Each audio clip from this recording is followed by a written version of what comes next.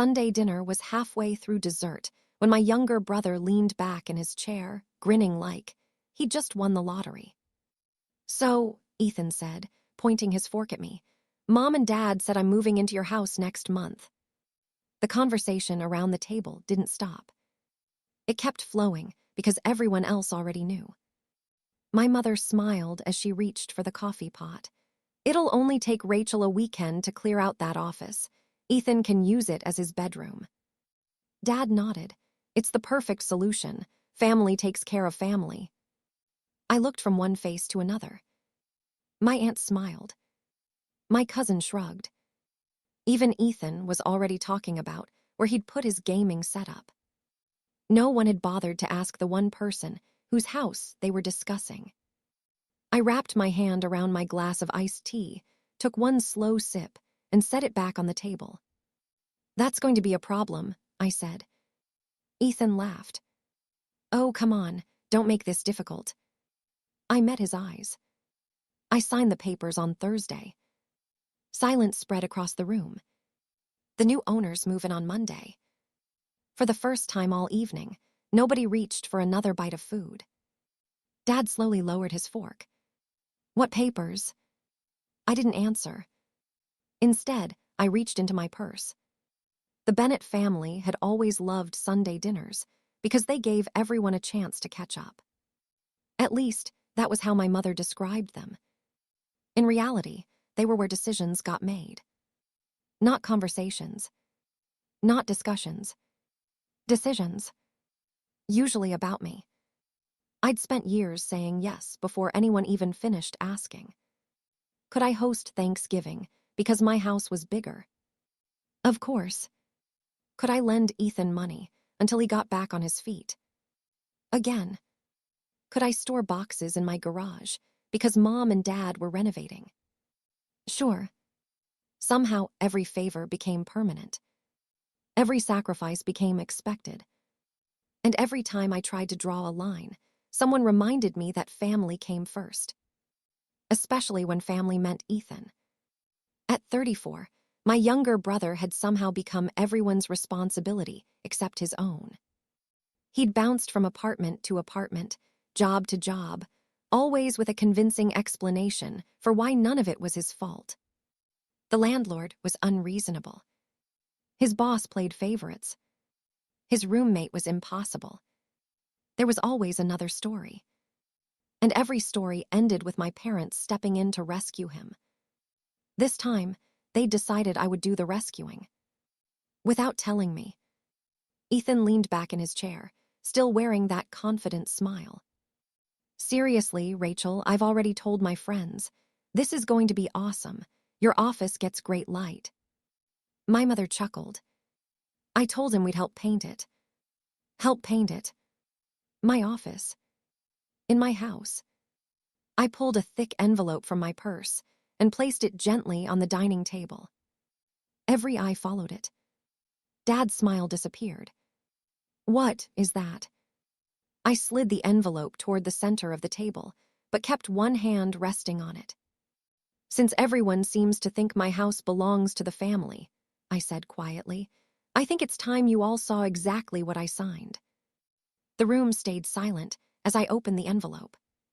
I pulled out a neatly stacked set of documents and placed the first page on the table with the signature line facing everyone. Dad adjusted his glasses. Mom leaned forward. Ethan frowned. It only took a few seconds before Dad whispered, "No." I nodded. The closing documents. Mom immediately grabbed the top page. She flipped through it faster and faster, her face draining of color with every signature she found. "You sold it?" she asked. "I did." "You actually sold your house?" "Yes." Ethan laughed once, but there wasn't any confidence behind it. "Okay, funny joke." I looked at him calmly. "It's not a joke." He reached for the paperwork himself, scanning page after page before tossing it back onto the table. "You can't just do that." "I already did." "You never talked to us." I folded my hands together. "It wasn't your decision."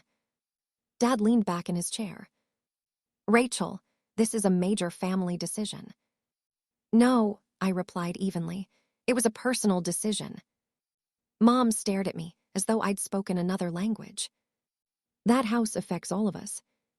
It affected me, I corrected. I paid for it. I maintained it. I paid every mortgage payment. I paid every repair bill. I paid every property tax. No one else did. No one answered. For a brief moment, all anyone could hear was the ticking clock above the dining room doorway. Then Ethan broke the silence.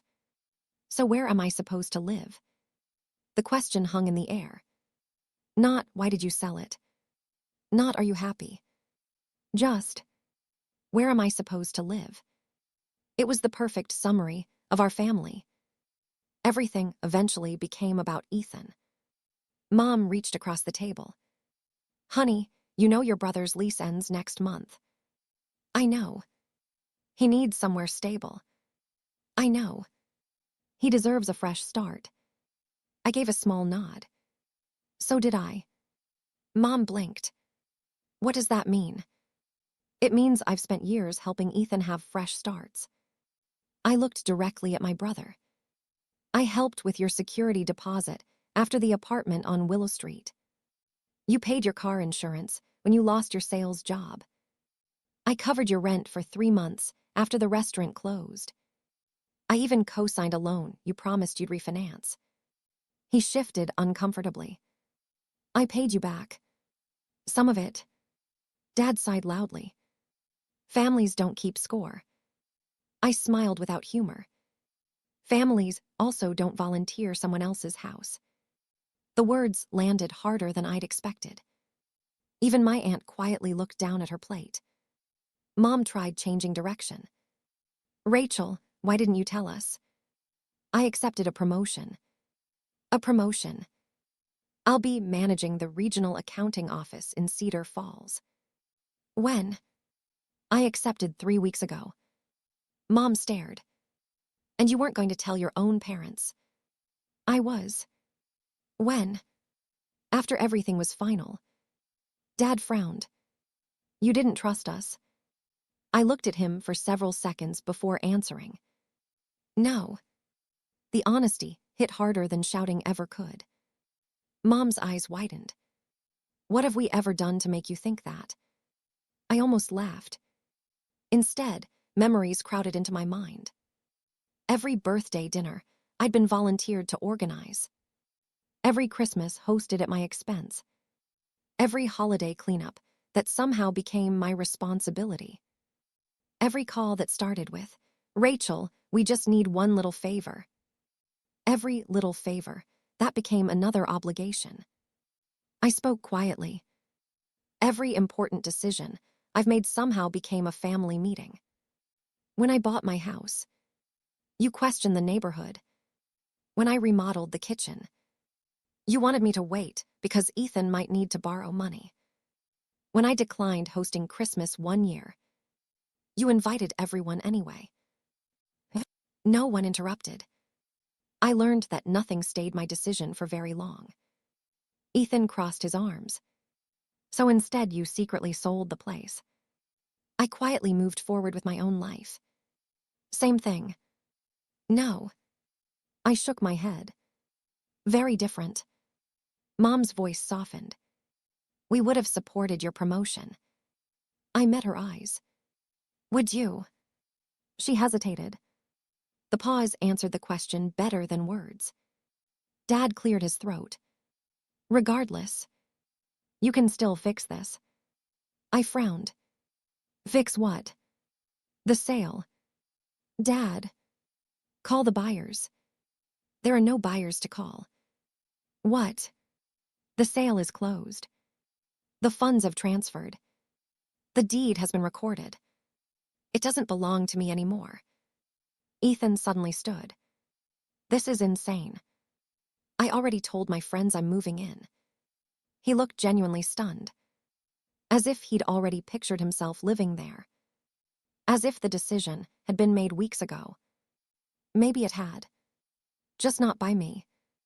Mom looked at me with tears beginning to gather in her eyes. I don't understand. No, I said quietly. You don't. She swallowed. Her voice barely rose above a whisper. Rachel, is this really about the promotion? She searched my face. Or are you punishing us? I looked around the table at every member of my family. Then I answered with complete certainty. You still don't understand why I left. No one spoke after I said those words. The silence didn't last long. My Aunt Linda was the first to break it. Oh, Rachel, she said with a disappointed shake of her head. You're making this bigger than it needs to be. My cousin Jason nodded. Yeah, Ethan just needs somewhere to stay. It isn't forever. My mother looked relieved that someone else had stepped in. Exactly. She turned back to me. We're talking about helping your brother. Families do that. I folded my hands on the table. I've helped him for years. But this is different. No, I said, it's exactly the same. Ethan scoffed. You've always acted like you're better than everyone because you have a career. I looked at him. I've never said that. You didn't have to. You bought the nice house. You always had everything together. And now you're acting like we're all freeloaders. Several relatives murmured in agreement. For a moment, I realized how thoroughly the story had already been written without me. I was the selfish sister. Ethan was the struggling brother. My parents were simply trying to keep the family together. It sounded reasonable. Until someone asked the right question. My Aunt Carol looked from me to my parents. If Rachel accepted a promotion weeks ago, why wouldn't she tell anyone? Everyone turned toward me. I answered before anyone else could. Because I stopped feeling like my decisions belonged to me. Dad frowned. That's ridiculous. Is it? I reached for my glass but didn't drink. About 6 months ago, I came home from work early. I paused. My front door was unlocked. The room grew still. I thought someone had broken in. Mom's face tightened. I continued. I walked inside and found Ethan sitting on my couch. Ethan shrugged immediately. So, you weren't supposed to be there. I had a key. I know. I didn't give it to you. He looked toward our parents without realizing what he'd admitted. Dad did. Every eye shifted to my father. He looked irritated rather than embarrassed. I gave him a spare. You weren't using the house. I stared at him. I was at work. You work all day. So, Ethan needed somewhere quiet. You never asked. Dad waved dismissively. It didn't seem necessary. My voice stayed calm. It was my house. Mom leaned forward. Oh, Rachel. Family doesn't need permission. Several relatives nodded automatically, as though that settled the matter. I slowly shook my head. That's exactly the problem. No one interrupted. So I asked for my spare key back. Ethan laughed awkwardly. I gave it back. You gave back one copy. His smile faded. What? I changed the locks. A few people looked confused. I thought that solved it. I let the sentence hang. It didn't. Jason frowned. What do you mean? My neighbor stopped me one afternoon. Mrs. Alvarez had lived next door for nearly 10 years. She noticed everything.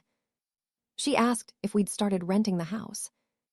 My mother's eyebrows lifted. What? I asked why. She said she'd seen different relatives coming and going while I was at work. I looked around the table. Not once. Not twice. Regularly. Aunt Linda looked genuinely surprised. I was only there one afternoon. I know. I never invited you. She opened her mouth, then quietly closed it again. Dad sighed impatiently. People stopped by. It wasn't a big deal. You were at work, so we let them use the kitchen, the bathroom, the backyard. It was convenient. Convenient. The word echoed in my head. Convenient for everyone, except the woman paying every bill. The atmosphere around the table shifted. For the first time that evening, some of my relatives weren't looking at me. They were looking at my parents. Jason frowned. Wait. You let people into Rachel's house without asking her. Dad crossed his arms. We're her parents. As if that explained everything. Ethan suddenly looked uncomfortable. He wasn't smiling anymore. He had expected everyone to criticize me. Instead, the questions were beginning to turn. I met my father's eyes. I stopped feeling like I owned my home long before I sold it. The dining room fell completely silent. Dad pushed his chair back an inch. His voice came out sharper than before. Rachel. He pointed at me across the table. Don't say another word. Chapter 2 complete. Hit GO to continue. # Chapter 3. I looked at my father for a long moment. Then I calmly shook my head. No. His jaw tightened. I said don't. I heard you. I reached into my purse again and pulled out a second manila envelope, thicker than the first. Unlike the closing documents, this one wasn't filled with contracts. It held photographs. I laid the stack on the table one picture at a time. No one reached for dessert anymore. The first photo showed my front porch. A timestamp ran across the bottom. Saturday, 10:14 a.m. Ethan unlocked my front door and walked inside carrying 2 duffel bags. The next photo showed him leaving nearly 2 days later. Monday, 7:38 a.m. He hadn't stopped by. He'd spent the weekend there. Ethan stared at the pictures. He stopped talking. I slid another photograph toward him. This one showed my aunt pulling into the driveway with 2 folding tables in the back of her SUV. Another showed 3 relatives carrying serving trays through my front door. Mom looked confused. What was this? Our cousin's baby shower. She frowned. It was beautiful. It was held in my house. Silence.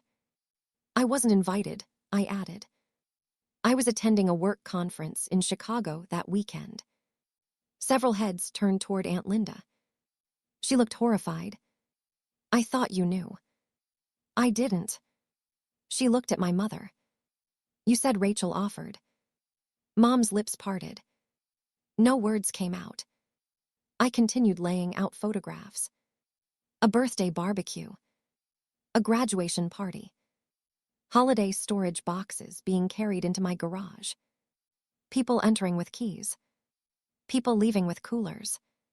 People treating my home like a family clubhouse. Every image carried a date. Every image carried a time. Every image proved the same thing. I hadn't imagined any of it. Ethan rubbed the back of his neck. We all assumed. He hesitated. You wouldn't mind. I nodded slowly. Exactly. No anger.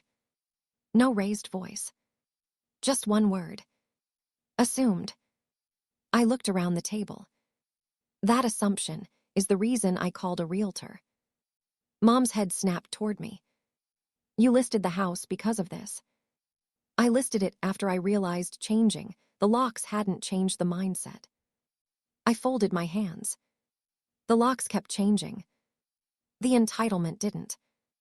Dad stared at the photographs without touching them. His shoulders seemed smaller than they had an hour earlier.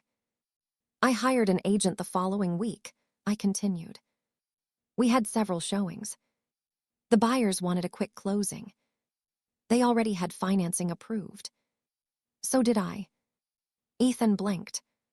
You planned all of this. For months. Yes. You never told us.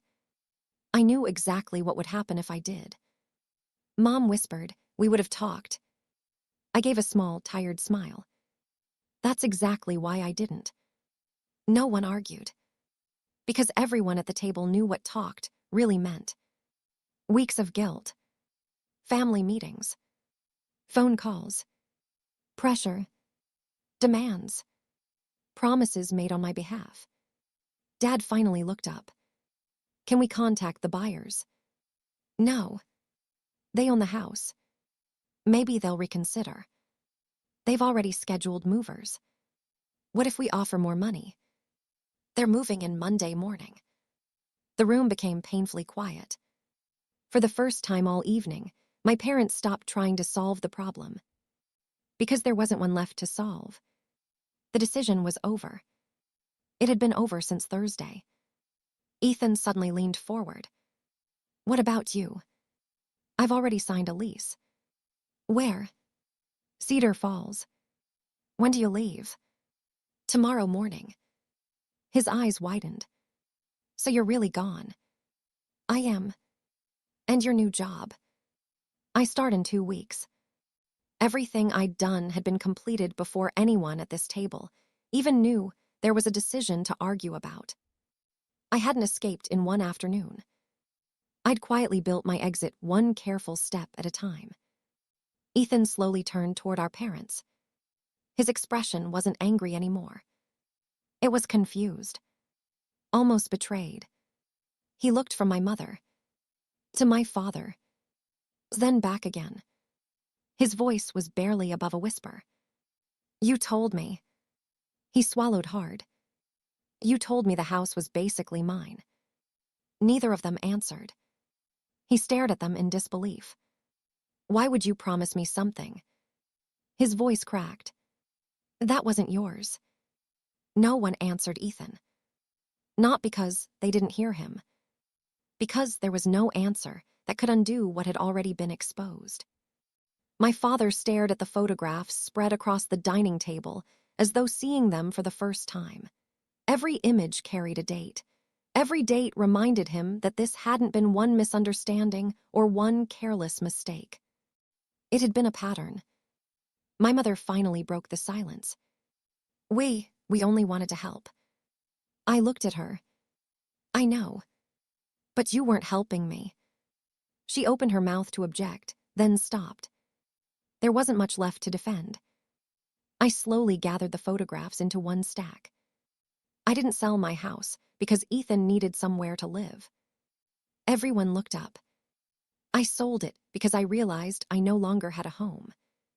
Confused expressions circled the table. I continued. A house is where you're supposed to feel safe. It's where your boundaries matter. It's where people knock before they come in. It's where permission means something. I looked directly at my parents. I stopped having that a long time ago. No one interrupted. The first time Ethan walked into my house without asking, I convinced myself it wasn't worth an argument. The first time one of you borrowed my garage without calling, I let it go. The first holiday you volunteered my dining room before speaking to me, I told myself it was just family. I gave a small, tired smile. I kept making excuses for all of you. And every excuse made the next violation easier. My mother lowered her head. Tears rolled quietly onto the tablecloth. I never realized you felt that way. You never asked. That simple sentence seemed to hurt more than anything else I'd said. Dad finally spoke. We weren't trying to control your life. I believe that. I meant it. I don't think either of you woke up one morning deciding to drive me away. He looked surprised. I think it happened one small decision at a time. You made choices for me. You spoke for me. You promised things that belonged to me. And eventually, even you forgot they were mine. Dad looked back down at the closing documents. His shoulders sagged. For the first time in my life, he didn't argue. He didn't explain. He didn't defend himself. He simply sat there. Ethan rubbed both hands across his face. So, he laughed bitterly. I've been planning my move for weeks. I told my friends. I already packed half my apartment. He looked at our parents. You said Rachel wouldn't mind. Mom couldn't meet his eyes. Dad finally answered. We thought she'd say yes. Ethan shook his head. You didn't ask. No, we didn't. It was the first honest thing either of my parents had admitted all evening. The room remained quiet. Even the relatives who had criticized me earlier avoided looking in my direction.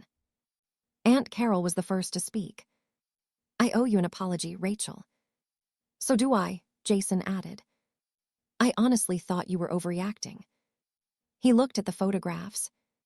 I didn't know. You weren't supposed to, I said. I didn't tell anyone. Because I kept hoping things would change. My aunt slowly nodded. They didn't. No. They got worse. Mom wiped her eyes. What happens now? I answered gently. The buyers take possession Monday. My movers come tomorrow. I drive to Cedar Falls. I start my new job in 2 weeks.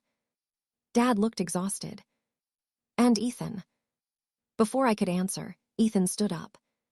He looked around the dining room. Around the house our parents still owned. The house where he'd grown up. Then he looked back at them. I guess I'm moving back here. Neither of them argued. Neither of them told him there would be another solution. For once, there wasn't someone else waiting to absorb the consequences. The responsibility had finally landed where it belonged. The next morning, I watched the moving truck pull away from my driveway one last time. The house looked different. Not because it was empty. Because it no longer carried the weight of expectations I'd spent years accepting. Before leaving town, I handed every key to the real estate agent. There were no spare copies left. No hidden keys under flower pots. No family members with unauthorized access.